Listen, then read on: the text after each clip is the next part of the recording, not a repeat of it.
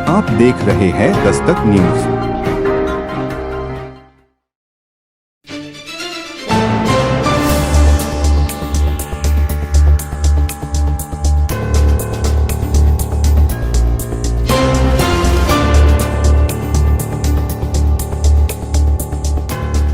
नमस्कार, मैं हूँ अनामिका, आपकी एआई एंकर। आपके लिए लाइव हूँ उज्जैन की ताज़ा खबरें आप देख रहे हैं उज्जैन का पहला व्हाट्सएप बुलेटिन दस्तक न्यूज पर।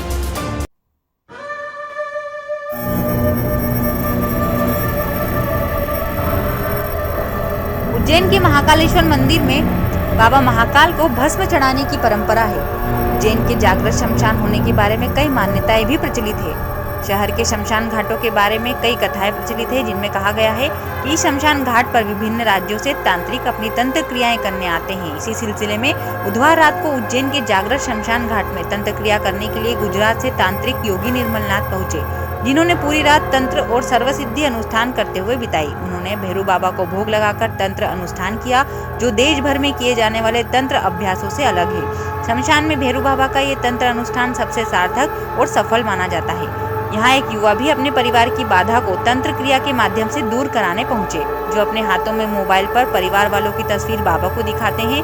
उसके बाद बाबा अपने मंत्रों से भैरू बाबा को भोग लगाते हैं और सिगरेट को मोबाइल के चारों तरफ घुमाने को कहते हैं। फिर मंत्रों के बाद बाबा मंदिर से बाहर निकलते हैं। उसके बाद हमारा कैमरा बंद करवा दिया जाता है। कुछ अघोरी शमशान में अकेले तंत्र साधना करते नजर आते हैं। शमशान में आधी रात के पहर में सन्नाटा पसर जाता है।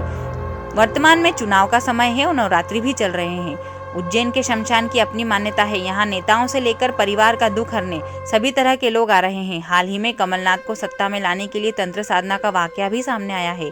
कुछ दिन पहले पार्षदों ने भी पार्टी के लिए अनुष्ठान करवाया था।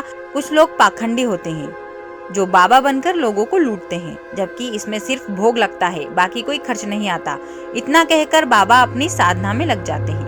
देश के 5 सिद्ध स्थानों में उज्जैन के शमशान की अपनी गाथा है। यहाँ लोग दूर दूर से सिद्धि प्राप्त करने और तंत्र क्रिया करने आते हैं। इसी क्रम में नेताजी भी आते हैं। चुनाव में प्रत्याशी भी अपनी जीत के लिए यहाँ तंत्र साधना करवा रहे हैं। उज्जैन के शमशान की खास बात यह है कि यहाँ बाबा महाकाल का वास है, इसलिए यहाँ जल्दी सिद्धि प्राप्त होती है और काम सफल होते हैं।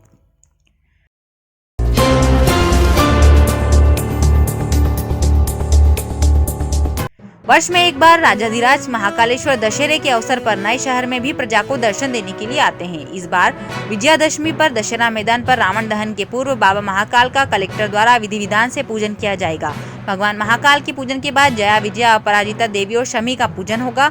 पूजन के बाद परंपरागत मार्ग से सवारी वापस महाकाल मंदिर के लिए रवाना होगी।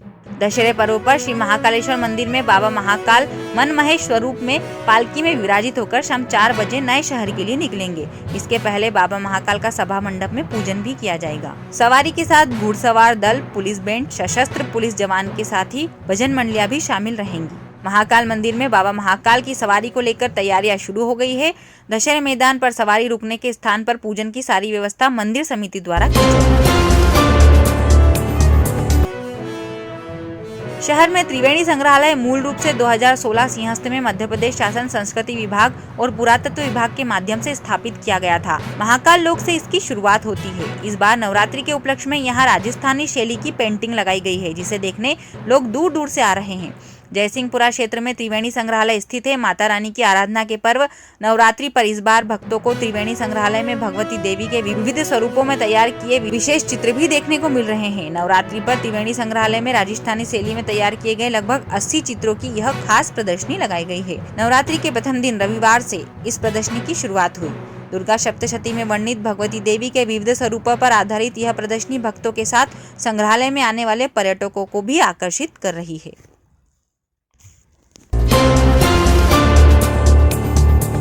दस्तक न्यूज में आज इतना ही। और भी खबरों को पढ़ने के लिए लॉगिन करें dastaknews.com। अब दीजिए इजाजत। आपकी एआई एंकर अनामिका को धन्यवाद।